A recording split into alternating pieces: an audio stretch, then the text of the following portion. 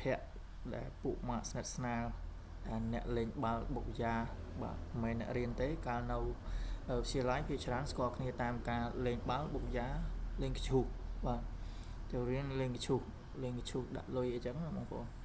បាទស្ដីបងប្អូននេះគឺការជួបជុំមិត្តវិទ្យាល័យបងប្អូនមិត្តយិនសិនបាទឆ្នាំ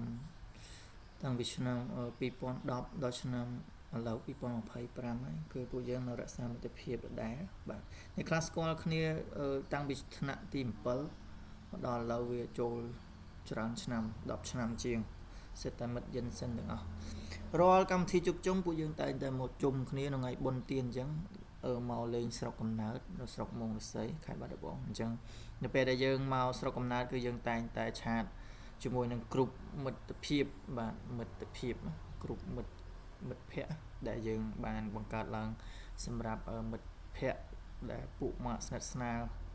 អ្នកលេងបាល់បុកយ៉ាបាទមិនមែនអ្នករៀនទេកាលនៅវិទ្យាល័យភាគច្រើនស្គាល់គ្នាតាមការលេងបាល់បុកយ៉ាលេងកញ្ឈូកបាទទៅរៀនលេងកញ្ឈូកដាក់លុយអីចឹងបងប្អូនពេលទៅក៏យើងបានស្គាល់គ្នាទៅដើរទៅនេះដើរលេងដល់ឡូវប៉ុន្តែនៅពេលដែលយើងបានមកបានបញ្ចប់ការសិក្សា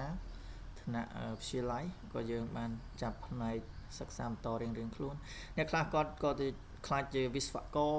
អ្នកខ្លះខ្លាចទៅជា director បាទនេះគឺវិស្វករខាងផ្នែកសំណង់ហើយនេះខាងពេទ្យបាទគាត់គឺជាបណ្ឌិតលក្ខណៈថាវិជ្ជាបណ្ឌិតហើយខាងនោះ director ហើយអ្នកនៅត្រង់នោះអ្នកដែលនៅអង្គុយចិត្តខ្ញុំនោះនឹងគាត់ខាងវិស្វករគិសនីបាទខាងជាងភ្លើងបាទដែលគាត់ទៅរៀននៅក្រៅស្រុកទៅដល់ស្រុកឆ្ងាយឡើងក្រៅស្រុកស្រុកសៀមហ្នឹងឯងប៉ុន្តែដោយសារតែទៅរៀនយូរហើយឥឡូវយើងអត់បាន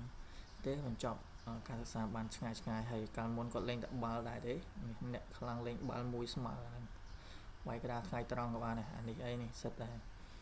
លេងបាល់មួយស្មើក៏ដល់ម៉ោង11ថ្ងៃត្រង់ហ្នឹងដល់ម៉ោង1បាទវាយគ្មានចូលរៀនទេបាទហើយសម្រាប់សេឡាគាត់ខាងសៀមរាបដែលគាត់រស់ស៊ីខ្លួនឯងខាងនេះខាងវិស្វករខាងទេសជាកម្មបាទហើយសម្រាប់ខ្ញុំគឺអ្នកថតវីដេអូប៉ាឡែឲ្យតែមានខ្ញុំគឺដឹងតែមានវីដេអូសម្រាប់ឆ្នាំក្រោយឯងវីដេអូសម្រាប់អនុស្សាវរីយ៍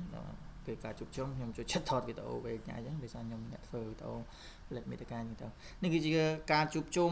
មិត្តភ័ក្តិមួយដែលយើងតែងតែធ្វើក្នុងរយៈពេលបុណ្យទានឲ្យតែមានបុណ្យទានមិនថាបុណ្យអីទេឲ្យតែយើងមានបុណ្យទានឈប់សម្រាកមកជុំគ្រួសារដឹងតែយើងមានពេលវេលាសម្រាប់គ្នាហើយនេះគឺជាទីតាំងរបស់សទ្ធីវ័យក្មេងបាទសទ្ធីវ័យក្មេងខាងស្រុកមោងរស័យខេត្តបាត់ដំបងបាទគាត់គឺមានទីតាំងមួយសម្រាប់ពួកយើងធ្វើកម្មវិធីទោះបីជាគាត់អត់ចេះផឹកទេប៉ុន្តែគាត់មកដើម្បី